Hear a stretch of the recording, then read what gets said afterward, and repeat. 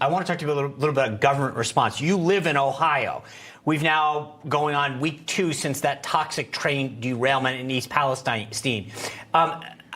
How concerned are the people of Ohio, not just about the health concerns that are obvious right now, but about the response or lack thereof from the federal government and people like Pete Buttigieg? Quite concerned, and for good reason. I mean, even earlier today, I saw Mayor Pete spouting off about the fact that, you know what, this was getting perhaps disproportionate attention because there's train wrecks in other places too. This is appalling. First of all, this is a chemical spill. I'd like to see him riding his bike and drinking that water before he's spouting off. But I think there's something deeper going on here. And it's this. It's impolite to say this out loud, but I think it's the reality. People in that county do not represent the kinds of people that the Washington, D.C. bureaucrats think are worth respecting. They're different kinds of people. County that went largely for Trump. It's a different demographic than the coastal elites. And I think this incident, more than most, the level of attention that it's received from our leadership reveals a real chasm in our country between an aristocracy that actually runs the show versus the everyday citizens they're supposed to represent. So are people worried? Yes, they are. And are they worried for good reason?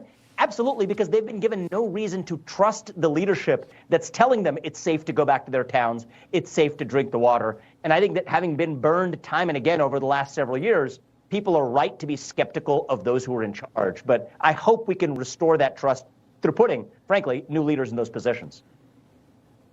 You talk about breaking down these ideological silos and having open conversations and giving people access to more conversation. It makes me think about this because you tweeted about it. You called out DirecTV's move to deplatform Newsmax and say that it's appalling and part of an ideological cartel that punishes those with different views. Is this something that you've been hearing about in Ohio or others that are concerned about what has happened?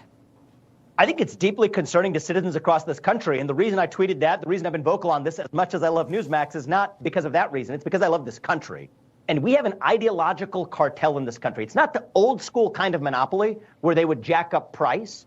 It's an ideological cartel that punishes the defector. It's not a monopoly on products in the same way. It is a monopoly on ideas. And I think that's the most dangerous kind of monopoly of all, especially when they're working hand in glove to censor the kind of content that the government itself disfavors. This would have George Washington and George Orwell both doing backflips in their graves. And I actually applaud this network for standing up with the spine as well to say that this is about more than just an economic issue. It goes to the heart and soul of what it means to live in a free society, what it means to live in this country. And I am confident that if more citizens, and many are already, standing up and re-exercising their voice, saying that we don't live in that aristocracy, then I think things are going to change if we get the right leaders in charge.